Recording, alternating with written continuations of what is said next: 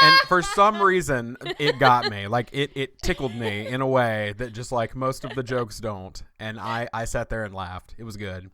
You have better comedic timing, I think, than Casey Kasem, because it didn't make me laugh when he said it, but I like it when you did. No offense, Casey Kasem. Well, he's dead. Dead. Yeah, sorry. Okay. His phantom ghost, who I'm sure is still around. Okay, and I'm sure he'd like our radio show. All right. So. I think so. Be brave and lead the way, Velma says to Shaggy, but he does not want to, and they fight about this for like 5 minutes. It goes on for quite a while. They eventually continue on with Velma leading the way, and they come across a bunch of Civil War relics, including cannons, cannonballs, and at least 5 Confederate flags. Yep, there's a lot of Confederate artifacts here. There's Confederate uniforms and flags, and now I'm concerned what Colonel Beauregard Sanders was up to. Mm-hmm. Yeah, I think he was just a reenactor. Well, also, I'm sitting there going, okay, this is like 1968. So this is 100 years after the Civil War. He would have had to be at least 14 or 15 to fight in the Civil War. So are we thinking this guy died at 115? He must just be a collector. Yeah, they said he collects it, or he's really, really old.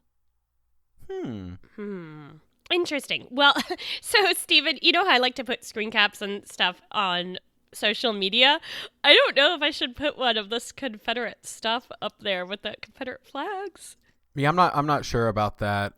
Touchy subject right now. Yeah, I'll leave it off. And always, because it's a terrible, hateful symbol. But yeah. I live in North Carolina, so I see it all the time. And yeah, so I see enough of it. I don't think we need to post it on social media. Yeah, I took so many good screenshots this episode anyway, because there was tons of amazing stuff. We've got plenty of other things. Also, if anyone is upset with that statement that I just made, you can direct all your comments to Dr. Julie Kin.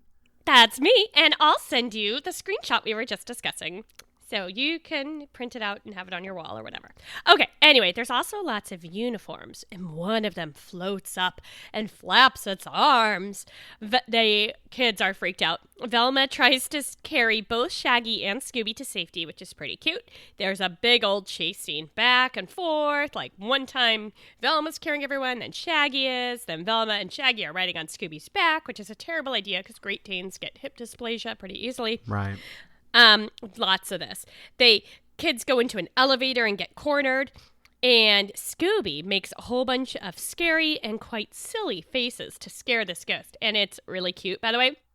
But turns out not a ghost after all. It was Steven's worst nightmare. It is something way scarier than a ghost, which is, I'm pretty sure it was it a swan? No, it was a goose. It was a freaking goose. It didn't have like it wasn't a Canadian goose, so I wasn't used to like the black and gray coloring, so it was like a white goose. But maybe it was a swan. It just like, I don't know. It was a huge bird. It was a big bird. I was just thinking, oh, poor Steven. Because this episode has everything Steven hates. I was scared because I was like, okay, it's one of 3 terrifying things. It's either a ghost, it's a bird, or it's something to do with the Confederacy. And in all 3 ways, I am terrified of what is going on here. So I at this point kind of looked away for a bit. I totally understand. I was planning on watching this episode with my kids again, and I'm so glad I didn't, because later it legit gets scary. Okay, the kids take the elevator up and end up in Cousin Slicker's room. But where is he? He's gone, murdered, slain, like Cousin Simple. There's blood everywhere. It's the most disturbing thing I've ever seen in a Scooby-Doo cartoon. Yeah, they really took their time with the spatter. Right. Which I learned is not pronounced blood splatter, which I always thought. Thanks, Did you? Wine and Crime. Yeah. I'm not. not. Wine and Crime. Yeah, Wine and Crime. Love you, Wine and Crime. They did a whole episode on blood spatter. Anyway, okay, so Nephew Normal and Sweet Cousin Maldehyde are also missing and presumed dead. And so that everyone else is just carrying around their 4 sleeping hats from the hues of their skin and clothes that they were wearing before. All that's missing is a spooky organ, one of them says. That, like, they're kind of like poking fun at themselves. That, like, this is just like your typical spooky story. And, of course, organ music starts up. Do you have bad associations with organ music too?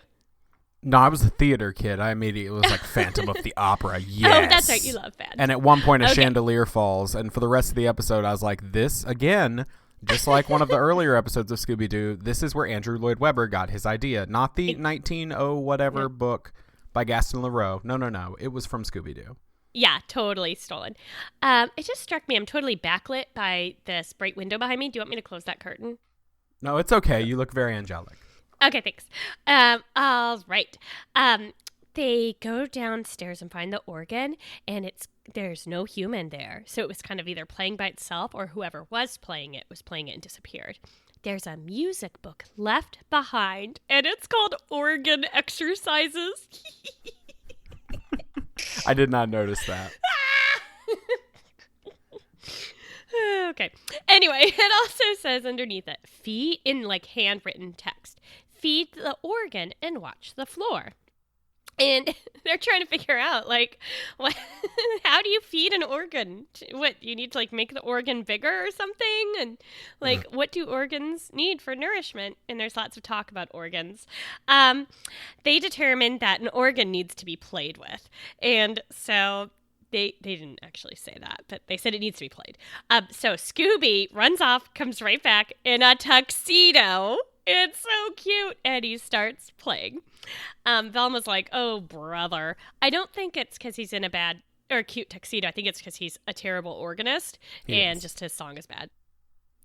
I'm still impressed. I mean, the dog ran off, came back in a tuxedo with no human help and is playing while sitting up. It was a very quick costume change. It was a quick costume change. I think sometimes we get so used to how amazing Scooby is, we forget to just take a break and be impressed with simple things like being able to put on a tuxedo. I know grown men who, for their weddings, needed assistance putting on cummerbunds and tuxedos. And yet, here's Scooby. Okay, those are hard sometimes. Okay, while he's playing this terrible song, the walls start closing in. And they tell him, keep playing to make the walls stop. And so he's like running back and forth on the keys. This is the weirdest crossover moment I've ever seen because all of a sudden, in the corner, you realize there's a little animated Mark Hamill. And he's yelling into a little thing, shut down all the garbage mashers on the detention level. And he's really freaking out about it. And I was totally thinking Star Wars too. I love that that's where your mind went. Yeah, Harrison Ford was there, little animated Harrison Ford.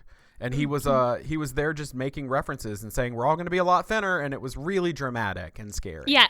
And Charlie was like outside the room in a different level and having like little proboscises come out of his side panels. Where would Charlie's proboscises come out of, Julie? Oh, I'll comment on that on Twitter so we can keep our clean rating. Okay. Anyway, okay. They determine maybe feed, as in like feed the organ, is musical notes, F-E-E-D.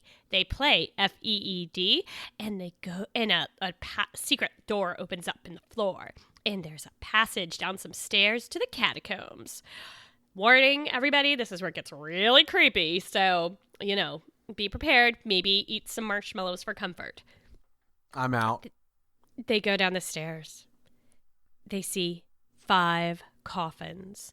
One of the doors is open to the coffin, and it's dog-shaped. But it's not. It's shaped like a bowling pin. Yeah, or like a violin. Yeah. If like violin cases were like form perfect. Or if not, it had cello. been a dog-shaped coffin, it would have been funnier because it's just like a tiny, just like cut out into the shape of Scooby-Doo. I would have laughed really hard at that.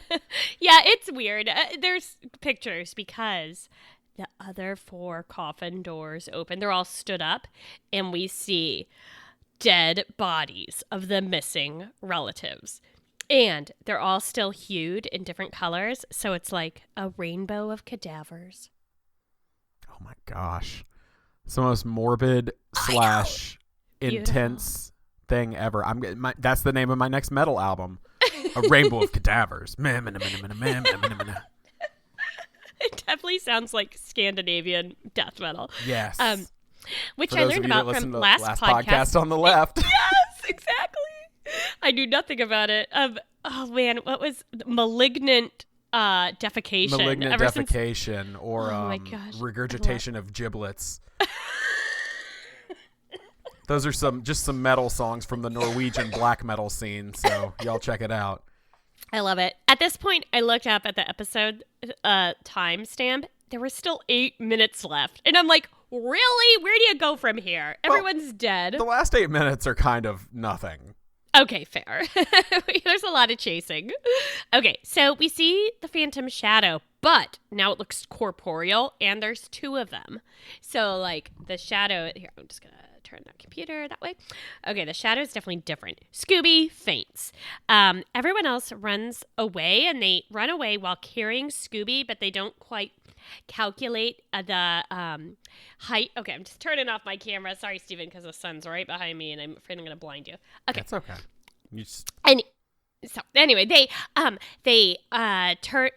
accidentally like slam poor Scooby into the ceiling as they run through a doorway, and he falls down, and only Shaggy comes back to help him. At first, he dumps a big bucket of water on him because he had a bucket of water with him. That doesn't work. And then he gently brings him back with a Scooby snack, which is pretty cute. Yeah. Hey, scene. Sorry, I was scrolling down. I'm like, what happens next? A chasing, just chasing and chasing. I wrote down just all the chasing shenanigans. Yeah, could you tell us some of them? I do remember at one point they end up in a wine cellar. Yep. And there's all these bottles of wine on the wall, and True. they have like chains or strings attached to the corks. I need that technology. I know, right? It'd be so nice. And shout out Wine and Crime. Yeah. And again, it was just this moment. He says, "Don't fire till you see the greens of his eyes."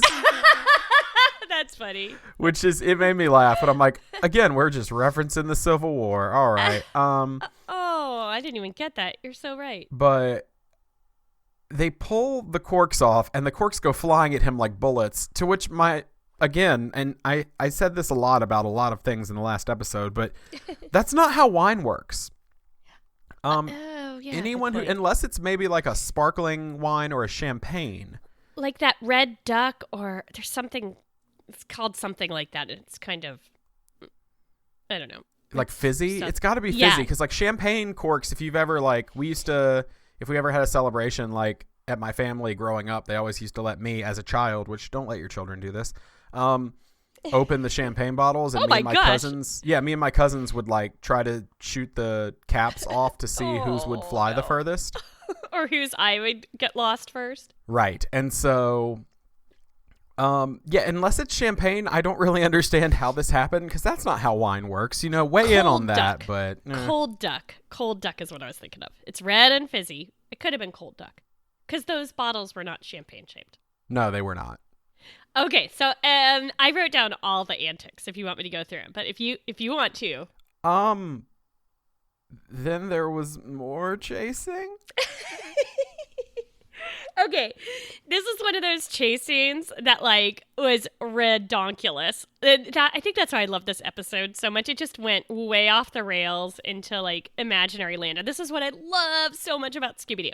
Okay, so it starts off with just normal chasing. First, Scooby and Shaggy are hiding in a chandelier, but the ghost snips the top of the chandelier thing, whatever's holding them up, from a ceiling tile, and they fall down. And the ghost sings a beautiful rendition of Music of the Night. Right, because again, Andrew Lloyd Webber stole all this. The wine cellar thing. The big kids are also being chased. Velma stops to answer a phone. Okay, that made me laugh. Yeah, she hears growling, and the ghost comes up and she says, "It's for you." And he picks up the phone and starts talking, so she's able to run off. It was the fact that he took it and was like, huh? Yeah, exactly. It's like, that's the stuff I remember from Scooby, and it's starting to finally come into play. Exactly. Okay. Yeah, that's why I was so thrilled. And then Scooby and Shaggy are on a big tandem bicycle, and they're like, the ghosts are gaining on us. And then you see the rest of the tandem bicycle, and the ghosts are actually on the tandem bicycle with them. And then Scooby and Shaggy dress up like a Confederate soldier, Shaggy, and a young girl with a pink bonnet and a pinafore, Scooby. And they put music on the record player and force the ghosts to dance with them. I love it. And they lead them to the organ. Shaggy, does the FEED thing again, and they drop them through the trapdoor. I love it. Shaggy has something on his hands, and I thought they said ink, but maybe it was soap or something. Did you catch what was on Shaggy's hands? Green something. Something from playing with, or from dancing with it. He's like, oh yeah, that's from Dancing with the Ghosts. And Fred, of course, was just like, hot.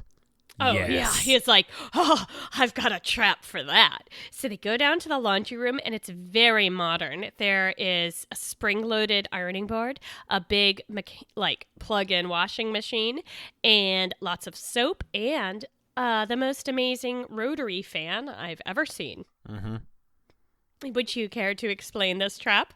Okay, so Fred, Velma, and Daphne are going to lure the ghost into the path of the fan. The fan will then blow them down what is essentially a large slip and slide at this point into the washing machine, and they will get stuck in there and washed. Or drowned. Or drowned. Or terribly tossed around. But the assumption is washed. Oh, right. Because maybe they were covered in... Oh, okay. So if he had the green paint ink, or whatever. Right. Ink, yeah. Okay. So they lure them in. And the ghosts, by the way, while they're chasing everyone, are still laughing, which is kind of weird. Okay, Shaggy, okay, so they're trying to lure them in, but Scooby accidentally turns the fan on the wrong way on reverse. And we all know what happens when you turn a fan on reverse, right, Steven? It sucks up heavy machinery. Exactly. The washing machine, the spring-loaded ironing board, everything comes whoop, right up to Scooby. He ends up somehow flying around, attached to the washing machine and the fan and the ironing board. Shaggy gets stuck on it too, I think. It just becomes like a flying one of those boats from the Everglades. Yes, exactly, right? Yeah. And they fly out a window and back down into that cavern, and they're chasing the ghosts all around. The ghosts are still laughing while being chased. They're like trapping them up the stairs, or chasing them up the stairs, down the stairs, everywhere. Finally, the ghosts get trapped in the washing machine, and it totally works. And then we get our denouement. Are you so excited, Steven, to find out what happens in the end? I am. I bet they don't say meddling kids, though. They don't. I'm sorry about that. Yeah. They literally hang up the villains to dry while discussing with the police. So we see the two men in like wet, soggy ghost uniforms, I guess, or ghost costumes. The uniform that you get issued at ghost school, and hanging up on like a washing line. And it turns out it was Mr. Creeps and Mr. Crawls. They wanted to scare everyone off the island. I didn't actually catch why. Presumably they get the inheritance if no one else does. Did you catch that detail? No, I had no idea. Okay. But it turns out that the cousins were scared away, and those were dummies in the coffins. And I'm just thinking, I really hope someone checked to make sure those were dummies. Oh my gosh. They looked pretty legit, I just gotta say. Yeah, I don't want to think about it. Okay. All right, you don't have to think about it. Okay, turns out Scooby gets the whole inheritance because he wasn't scared away. And he opens it up, and it's... just a bunch of Confederate money. Yep, all in. And the recipe for the secret 11 spices. Exactly. And the bills are in denominations of $500. So I looked it up on eBay. Would you like to know how much a genuine $500 denomination Confederate bill goes for? Yes, I would, because that was actually going to be my question. I thought it might, because the kids are like, oh, no, you can't spend this stuff anymore. Your inheritance is worth nothing. And fortunately, Scooby's happy because a ghostly bone comes floating over, and he just chomps that human femur or whatever it was. It was definitely a human femur. It was definitely a human femur. And he's just like, well, at least I got my ghost bone, and he doesn't mind, and he's happy. And says, scooby-doo-doo. Okay, well, those Ghost kids shouldn't Bone, another great title for a crossover with Game of Thrones. Oh, Ghost Bone! Oh, our next episode is going to be all about Game of Thrones. Yes. Anyway, okay, let's see, a $500 bill that was proved authentic sold for $1,076. Woo! So that means this entire inheritance would be worth over $2 million. Right. I was going to say roughly double. Roughly double. I mean, presumably he has to pay fees to Debrett's or wherever you auction stuff like this. Okay, because I'm assuming you wouldn't do an entire thing on eBay. But he's really happy with his bone, so he got that. And hopefully they didn't just, throw all that Confederate cash in the ocean or give it to the creepy lawyers or something. But yeah, that was the end of the episode, and I was pretty impressed. I loved it, even though there were a lot of cadavers. A lot of cadavers, no meddling kids, and I'm getting concerned because next week is this season 1 finale. That's and right. We may have gone an entire season of Scooby-Doo without the line meddling kids, which, oh my gosh. maybe we're gonna have to we need rename to the podcast. name the podcast like weird dog shenanigans. I don't know. Snack along. Oh, I know, because I think people are going to be like, no, mouth noises are scary. Oh, yeah, good point. Or disgusting. Either way, not great. Please give us ideas for more snack-alongs. We did put on Twitter a poll on what you guys would like us to do to celebrate the end of the first season, and watching Goonies won. So after we watch our next episode, we're going to do a review of the movie Goonies. Recommend you all watch it again, too, if you care to, or just tune in for our amazing recap episode. All I know about Goonies is the Truffle Shuffle and Hey You Guys, so that's all I got. I don't remember either of those things. Okay. So I can't wait. We do have a meddling question and another letter this week. Our meddling question was sent in by Mark Gord. And he says, I was just wondering how you, Julie, and Stephen feel about Scooby-Doo's eating habits. I'll email you some pictures of his eating habits. Stephen, Mark sent us some disgusting pictures of Scooby's eating habits. And I admit, after I saw that, I was a little concerned because these kids should be watching out for Scooby's welfare, and I wouldn't let my dog eat that way. But at the same time, Scooby's a little bit humanoid, blah, blah, blah. What do you think about the way Scooby eats? Should those kids do an intervention, or do you think it's okay? I mean, we've discussed this before. Scooby and I are essentially one being. Mm-hmm. Yeah. And so it's very similar. If you see, there's an image he sent us of Scooby like turning a plate of Scooby snacks up, and just his mouth is like obscenely. I just bumped my mic. His mouth is like obscenely stuffed, like a chipmunk's with Scooby snacks, and that's essentially what I just did 10 minutes ago with goldfish. Like unhinged jaw opening up, allowing the goldfish and marshmallows to pour right in. And so to me it's like, I mean, you do you, boo-boo. Like, go Scooby. Like, fair. I mean, Scooby needs to have a nice, fulfilling life. He goes through terrifying experiences, and if this is where he finds his joy, he looks like he's not carrying extra weight that would harm him or anything. Right, and Great Danes usually only, not to bring it down, Great Danes usually only live for like 7 years, so like let them live it up. Fair. Okay. Fortunately, we know Scooby's lasted over 40 years. Oh my God, it's insane. Yes. Okay, thank you so much, Mark. We also have a message from Katie Clark, who says, sorry, I scrolled too much. Katie says, hi, Julie and Stephen. I couldn't resist commenting on your proposed celebration idea. She was talking about the liverwurst thing. Shaggy was always my favorite, so I did try a pickle on ice cream once because of him. It was all right. Which is, I think, a stunning endorsement. If you guys do the liverwurst a la mode, I'm prepared to do it too. In fact, I'll even try ahead of time and give you a forewarning if you want.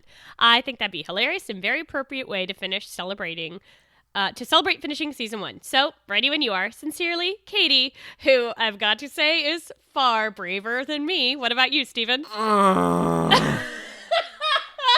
I don't know if I can. Can we try a pickle on ice cream? Is that acceptable? I'll do that. Oh my gosh. I just think we should delegate these tasks to Katie, who clearly has a far more advanced palate than either of us and is way braver and probably not afraid of cats like me and geese like you and can handle the terrifying things that life Is it a sweet pickle on ice cream? Oh, Lord. Or a dill pickle? Ugh. Either way, I'm not in for it. All right, here's what's going to happen. Okay. By the time we get to the finale episode, not the Goonies review, but by the time we get to next week's finale episode, I will try both a sweet and a dill pickle on ice cream. Vanilla, just plain vanilla ice cream with a sweet and a dill pickle on there. I'll give that a go. All right, take some pictures. I'm going to live vicariously through you. I ain't doing it. Maybe when we reach like #1 comedy show on iTunes, I'll consider it. I'm not sure I'm in for the liverwurst and ice cream. Katie, if you want to try this, oh my gosh, Katie, you go for it and let us know. And depending on what you say, I will probably still say no. But if you're like, no, it wasn't bad, and you sincerely mean it, do not lie to us, Katie, because we will know. Katie, we will know. And maybe even record yourself eating it, and you could be our foreign correspondent. Yes. But if it comes out all right, maybe I'll give it a go. I'm braver than you think. When I've eaten weird things. I ate pickled pig's feet once. If you have a meddling question, or you want to let us know what you love about Scoob, or you want to brag about your adventurous eating, you can email us at meddlingkidspod@gmail.com. You can tweet at us at meddlingkidspod, or join us for fun on Facebook to check out pictures, etc. And, oh, sorry, Stephen. I almost interrupted you. You're just stepping all over. Oh, I have you. one thing that I'm allowed to do on this show. Thanks so much for joining us on the Meddling Kids podcast. We want to say thanks to Dave Sestay for the use of the song Night Surfing as our theme music. And be sure to check out our other shows. Steven on Is This Adulting with his friend Chris. It's an amazing look at mental health and breaking down stigmas, and it's just hilarious, and they bring on amazing guests. I've learned about so many good podcasts from it. It's really the best show. Every Thursday, I'm so excited to download it. And I do the Station Wagon podcast with my brother. We only put those out about once a month. It's a science and history comedy show. And we'll be back next time with our Game of Thrones show. Okay. Episode 17. That's Snow Ghost. Why is it about? Okay. Game of Thrones? Jon Snow? A dog named Ghost? Okay. It's got to be about Game of Thrones. No? Yep. That's what it is. For the first time, you see White Walker Scooby, and it's terrifying. Oh, that does sound terrifying. Okay. We are going to, after that, celebrate the end of season 1 by watching Goonies. But in the meantime, you can rate us and subscribe on iTunes or wherever you get podcasts. All right. So I don't know why I said it like that. Sorry. On to you, you're Stephen. really excited about podcasts. Yeah. And just so y'all know, as far as I know, it's not like we're doing this show in seasons. So don't worry. I don't think there's going to be much of a break between season 1 and 2. I think we're going to roll right into it. Agreed. Unless I'm wrong. And Julie's like, no, I wanted to take 6 months off. Surprise. But I'll keep doing it. So Julie, there's pressure on you. Yeah, I'm not going to eat weird Katie snacks, but I'll be here. Well, I am this week, so I will let you know how it goes. All right, well, look, this week, haven't actually been as busy as usual. I watched some of you.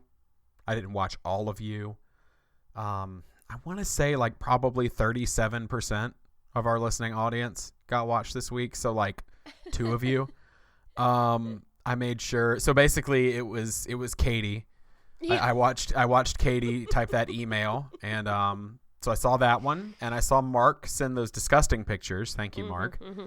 And other than that, really, really didn't get to watch too many of you this week. So just know whatever it was you did, which I'm sure was disgusting, you terrible, terrible people. I'm just kidding. We love you. Whatever it is, though, you would have gotten away with it if it weren't for us meddling kids. Have a devious day. I held it inside. I didn't go ooh this time because I do it every time. I was about to say, I don't know if I've done devious yet. I should probably keep a going list or something. Nah. And if I've said devious, delicious day. There, now we're all covered. God, I'm going to eat pickles and ice cream. Okay. Ooh. It's Good luck. Good luck, Stephen. I'm going to go eat some more goldfish. Crackers. Not actually goldfish. Okay, good, Not good, actually good, goldfish. good. No. Have a great day. Here's what happened when I tried to do the chomp along with my children. Okay, so children, I told you about the chomp along we're doing for the Meddling Kids podcast, right? Yeah, kinda, not really, and a little, kinda, no. Okay. I'm not doing it. Okay, well, you don't even know what the gross sandwich is yet. Steven says you take 2 goldfish crackers, and in between the goldfish crackers, you put a mini marshmallow. That sounds actually kind of good. What do you think? I hate marshmallows. Is there gelatin in it? Because I don't want to eat gelatin. We're vegetarian. There is gelatin in it. How dare you? Would you eat one? Yes. There's gelatin in Jell-O. Jell-O, too. I know. Okay. It No, is no, so don't soft. eat it yet. Don't eat it yet. Wait, no, you gotta do it. No, that's wrong. You failed at eating Steven's weird sandwich. Okay, here's what you do. Steven said you have to put it between 2 goldfish. Here you go, or else you're fired. I'm gonna try it. Oh, It's good, right? Steven, thank you. This is amazing. I'm gonna eat this for dinner tonight. Oh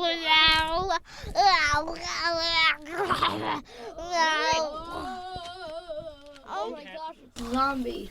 It's an older dude.